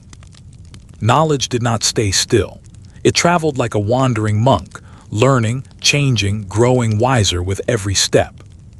A slow, gentle transformation. After centuries of movement, the Silk Road reshaped the world not with force, but with softness. Empires became aware of each other. Cities grew rich and beautiful. Stories traveled farther than armies. Foods and fabrics crossed deserts. Ideas flowed like wind. Knowledge blended. Humanity expanded its sense of what the world could be. And all of it, every change, began with simple footsteps on the land. A farmer walking, a shepherd guiding, a traveler moving 1 mile, then another. The Silk Road teaches us that great change does not always roar. Sometimes it whispers, sometimes it drifts, sometimes it unfolds as gently as sleep. And as you listen, let that softness settle around you, the softness of a world changed quietly by connection. When people imagine the Silk Road, they picture deserts, mountains, and caravans of camels walking beneath vast skis. But far to the south, another Silk Road existed, one made not of sand and stone, but of water. The maritime silk routes were the ocean's answer to the wandering paths of the land. Here too silk moved, spices traveled, ideas drifted, cultures blended softly. But instead of bells, there were waves. Instead of footsteps, the creaking of wooden ships. Instead of desert winds, the long, patient breath of the monsoon. Let us drift now into this quieter, floating world. The ports where the water road begins. Along the southern coast of China, ports like Guangzhou, Quanzhou, and Heppu once bustled with gentle, rhythmic activity. Boats rested in harbors, their sails tied neatly, their cargo holds filled with silk, porcelain, tea, lacquerware, and small treasures wrapped in cloth. Dockworkers moved slowly, loading supplies, tightening ropes, checking the hulls for strength. But even in the busiest hour, the soundscape remained peaceful. Soft slapping of waves, sails fluttering, ropes stretching, seagulls calling lazily overhead. Travelers boarding these ships felt a different kind of excitement, not the dryness of desert air, but the cool touch of an early morning breeze rising off the sea. The monsoon wind, nature's gentle compass. Sailors of the maritime silk route relied on the monsoon winds, the great seasonal breath of the Indian Ocean. For half the year, the winds blew westward, guiding ships from China toward Southeast Asia, India, Arabia, and even the eastern coast of Africa. For the other half, the winds reversed, gently carrying them back home. These winds were predictable, steady, almost comforting. The ocean had its moods, yes, but the monsoons were a dependable guide, a quiet partner to generations of sailors. Some called the monsoon the wind that listens. A wind that carried travelers to places they had never seen and always brought them back when the seasons were ready. Ships as floating caravans. A maritime silk road ship was its own little world. Like caravans, ships carried merchants, translators, cooks, guards, craftsmen, monks seeking knowledge, families looking for new beginnings. But instead of sand, they traveled on glittering blue expanses. The ship's deck swayed gently beneath the soft rhythm of waves. At dawn, light would shimmer across the water like scattered gold. At noon, the sea would turn deep azure, still and endless. At night, the sky and water merged into a vast, dark mirror sprinkled with stars. Travelers slept in narrow cabins or beneath the open sky, lulled by the ocean's breathing. Where the desert offered stillness and silence, the ocean offered repetition and calm, a steady heartbeat beneath the hull. Southeast Asia, islands of green and spice. Sailing south, ships reached the islands of Southeast Asia, Sumatra, Java, Borneo, the Malay Peninsula. These lands smelled of cinnamon and cloves, their markets filled with tropical fruits, exotic woods, incense, and rare spices that would one day shape the cuisine of half the world. The forests were lush and filled with birdsong. Villages rested along calm bays where fishermen cast nets in slow, graceful arcs. Here, cultures blended like warm rain mixing with river water. Chinese pottery rested beside Indian fabrics. Arab coins mingled with Southeast Asian jewelry. Nothing clashed, everything merged gently. India, the heart of spice and wisdom. Next came India, a land of temples, markets, and deep philosophical traditions. Ports like Tamralipti, Muziris, and Arakamdu welcomed ships with open arms. The air was rich with cardamom, turmeric, pepper, sandalwood, jasmine petals drying in baskets. Travelers tasted foods made with spices they had never imagined. They listened to music played on sitars and tablas, echoing softly through evening light. They encountered teachers, monks, mathematicians, physicians, and exchanged knowledge in long, gentle conversations. India was a crossroads of thought and flavor, a place where wisdom felt as abundant as sunlight. Arabia and East Africa, shores of trade and storytelling. As ships sailed farther west, they reached Arabia's quiet ports, Oman, Aden, the Red Sea towns. The air here carried a warm, dry fragrance, a mixture of dates, frankincense, and desert wind. Traders met beneath shade canopies, sharing pearls from the Gulf, incense from Dhofar, woven cloth from Yemen. Farther south, ships touched the coast of East Africa, Mogadishu, Kilwa, Lamu. Here, travelers found coral stone houses, gentle Swahili poetry, and markets filled with ivory, gold, and beautifully carved wooden chests. These lands felt both foreign and comfortingly familiar, because the rhythms of trade, the kindness of hosts, and the curiosity of travelers were always the same.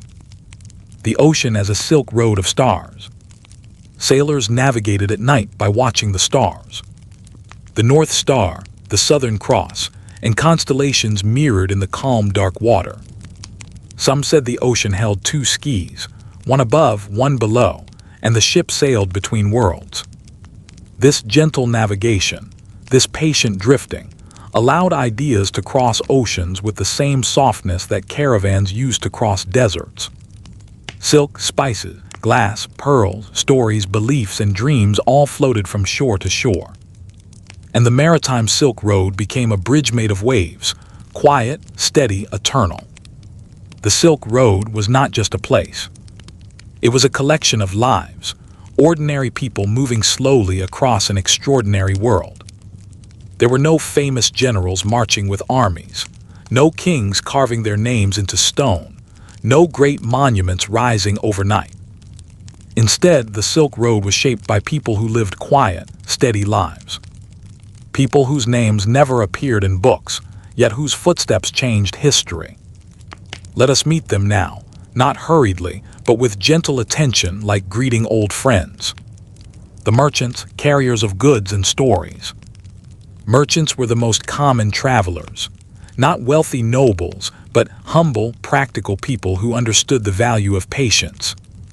They packed their goods carefully, Silk wrapped in cloth, spices sealed in jars, glass stored in straw, small trinkets tucked into pockets.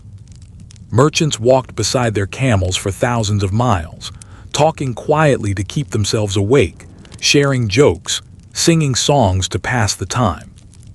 They were skilled negotiators but also storytellers, because trade was not just exchange of goods, but exchange of knowledge.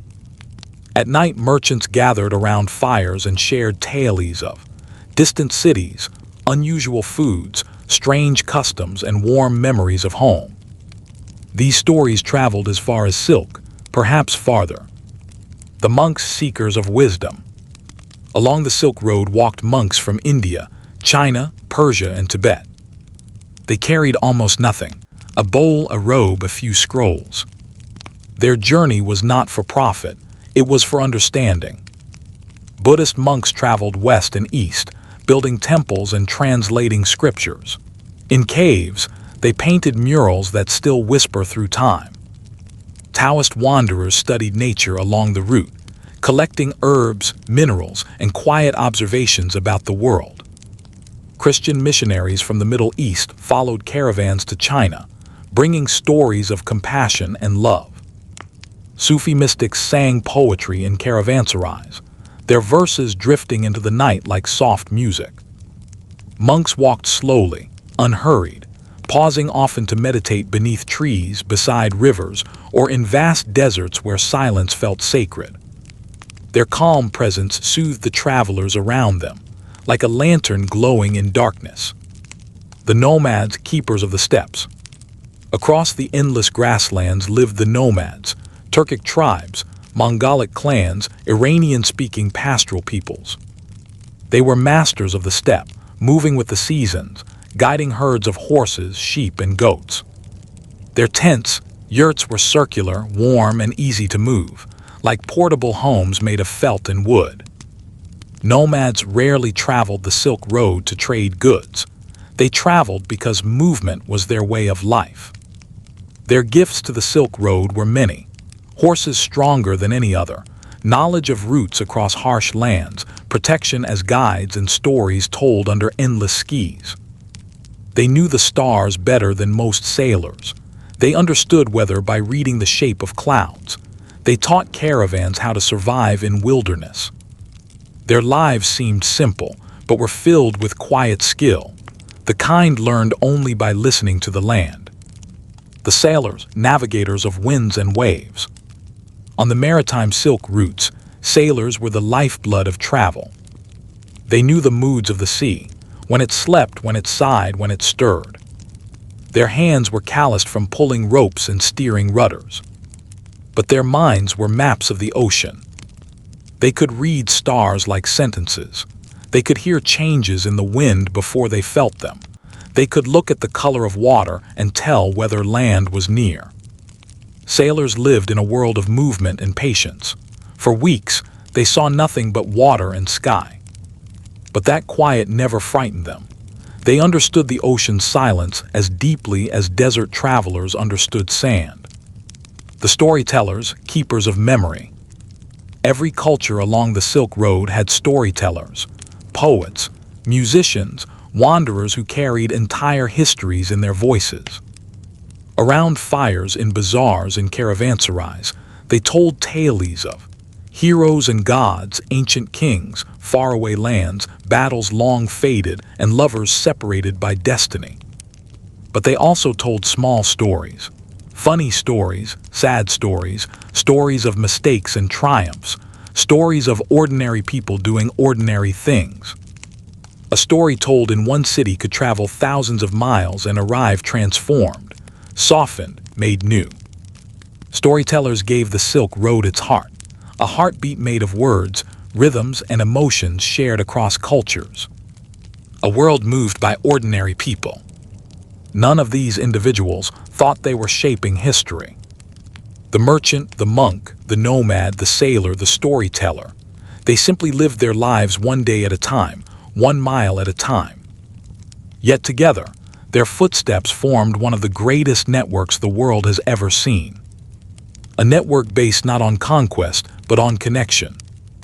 not on dominance, but on curiosity, not on power, but on the simple, slow human desire to share. The Silk Road was woven by hands like theirs.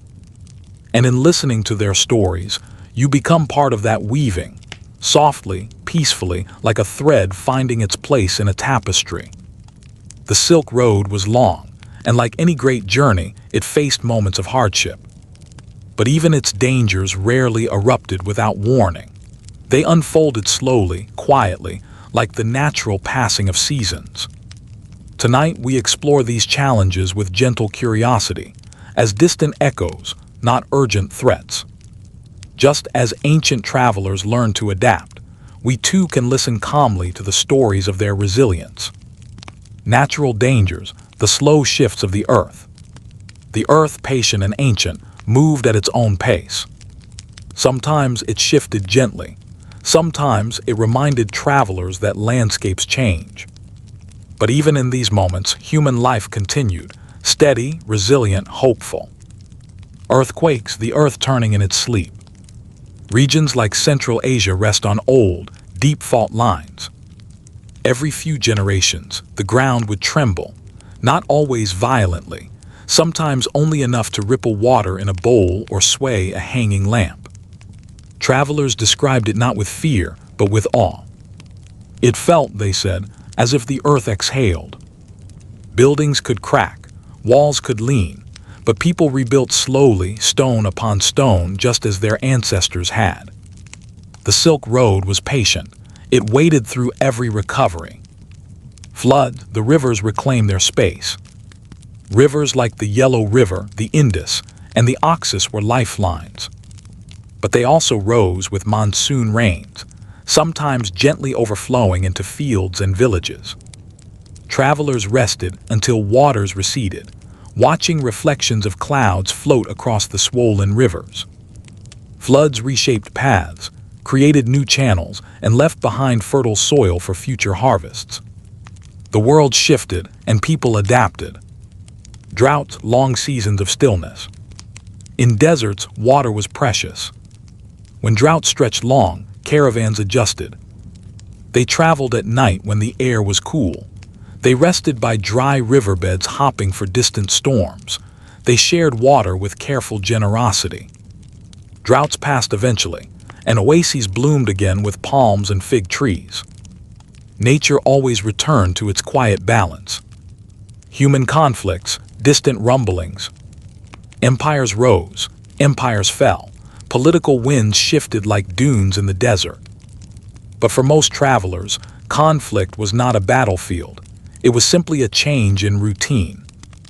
A border might close for a season. A city might require new taxes. A region might become unsafe for a short time. Caravans would wait in neighboring towns, sharing tea, repairing harnesses, listening to stories until the road reopened. Wars between empires were loud on maps, but soft in the daily life of the Silk Road. Trade found new paths. Travelers adjusted gently as water flows around rocks. The world kept moving. Diseases, quiet shadows on the road. Travel brings connection, and sometimes illness. Caravans spread ideas, but also fevers, coughs, and small infections. Yet ancient medicine was not helpless. People brewed herbal teas, used poultices, rested in cool shade, and trusted recovery. Communities cared for one another. Travelers helped strangers. Villages offered shelter. Even in sickness, humanity showed its gentleness. The decline of cities, quiet fade, not sudden ruin. No city stands forever. Even the greatest slowly return to dust. But the decline of Silk Road cities was gentle and gradual. Merv faded when rivers shifted course. Bukhara and Samarkand changed as political centers moved. Dunhuang quieted when sea routes became more popular. Kashgar lost travelers when new roads offered easier passage. There were no dramatic collapses, just slow changes, cities becoming quieter, markets thinning, walls weathering under sun and wind. Sometimes a traveler would return to a beloved caravanserai and find it half empty, like a dream slowly fading at dawn. Yet even in decline, these cities remained serene, holy places of memory where silence felt sacred. Through every challenge, the road continued. Despite earthquakes, floods, wars, droughts, and fading empires, the Silk Road endured. Because connection endures, because curiosity endures, because human beings have always found a way to reach one another across distance. And as you listen now, you may feel that same truth. Even through challenges, your mind finds calm. Even through uncertainty, your breath finds rhythm. Even through darkness, your inner world finds light. The Silk Road survived because people kept walking, slowly, gently, with hope. Just as you continue moving through this story, softly, steadily, toward deeper rest. If you truly want to understand a journey, look not at its maps or its monuments, but at its food. Meals along the Silk Road were never extravagant. They were simple, warm, comforting, food prepared by tired hands after long days of travel. Yet within these meals was a quiet beauty, a subtle poetry of flavors meeting across cultures. Close your eyes now and imagine the kitchens, the fires, the scents, and the quiet gratitude that came with each bite. Bread, the universal companion. No matter where travelers came from, China, Persia, India, Rome, they shared one thing in common: bread. Bread took many forms: flat, soft naan in India and Persia, steamed buns in China, round loaves in Central Asia, crisp, sesame-topped bread in Western oases.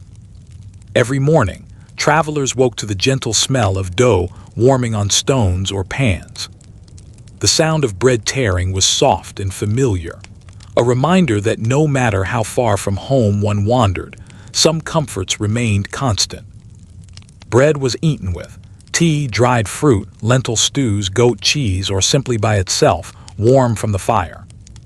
A simple food, but deeply human.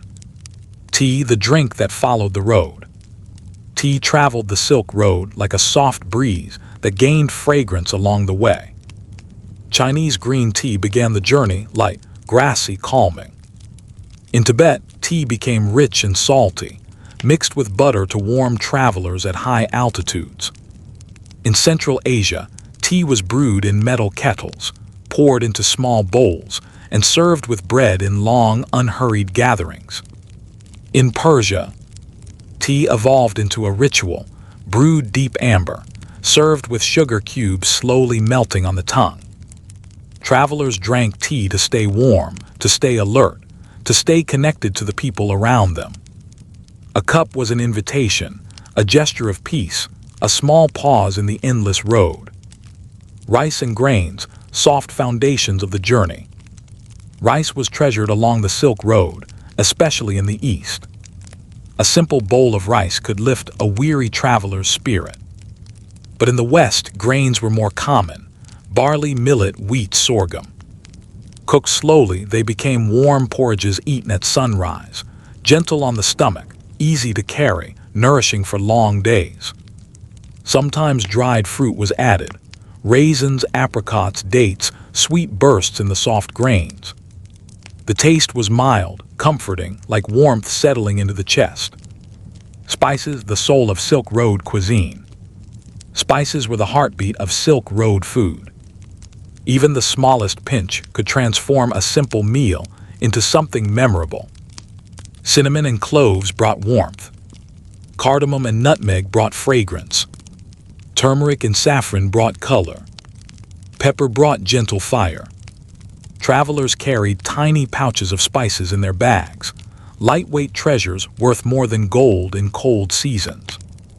At night, as stews simmered in clay pots, the air filled with aromas that wrapped the camp like a blanket. No one needed to speak when a meal smelled good. Everyone simply breathed deeply, letting the scent settle their heart. Stews, soups, and simple warmth. After long days of walking, the most beloved meals were stews and soups. Ingredients varied by region: lentils in Persia, chickpeas in the Middle East, vegetables from oasis farms, mutton or goat when available. Everything cooked slowly, with patience. The sound of bubbling pots was soothing, like distant rain. Travelers gathered around these pots at night, cupping warm bowls in their hands. The heat spread through them, relaxing sore muscles, calming the mind, bringing a sense of safety. The first sip was always the best, soft, flavorful, a reminder that the world, despite its hardships, could be kind. Fruit and sweets, gifts of the road. The Silk Road was dotted with orchards and vineyards. Late in the afternoon, travelers might stop to pick grapes, pomegranates, figs, apricots, melons, dates. Dried fruits were carried in sacks and often shared generously. In cities, sweet pastries filled with honey and nuts were prepared by skilled bakers. Their scent drifted down streets, drawing travelers like gentle music. A bite of something sweet could lift even the most tired spirit. Salt, herbs, and the quiet science of flavor. Salt was precious, sometimes traded like silver. It preserved meat, balanced flavor, and was sprinkled carefully so it would last. Herbs gathered from hillsides, mint, basil, thyme, added brightness to meals eaten along dusty trails. Even the simplest food was prepared with care. Travelers believed a good meal brought harmony to the body and peace to the mind. And in the quiet of the night, after the last bowls were washed and the fire glowed low, the gentle fullness made sleep drift in like a warm tide. Food as a language of comfort. Across thousands of miles, across dozens of cultures, food spoke one universal message. You are safe here, you are welcome, you may rest. A warm bowl of soup after a cold day, a piece of bread shared between strangers, a cup of tea offered without expectation. These small gestures created peace on the Silk Road. They still create peace now. So as you listen, let the warmth of these meals settle inside you, comforting, steady, quiet. Just like the journey itself.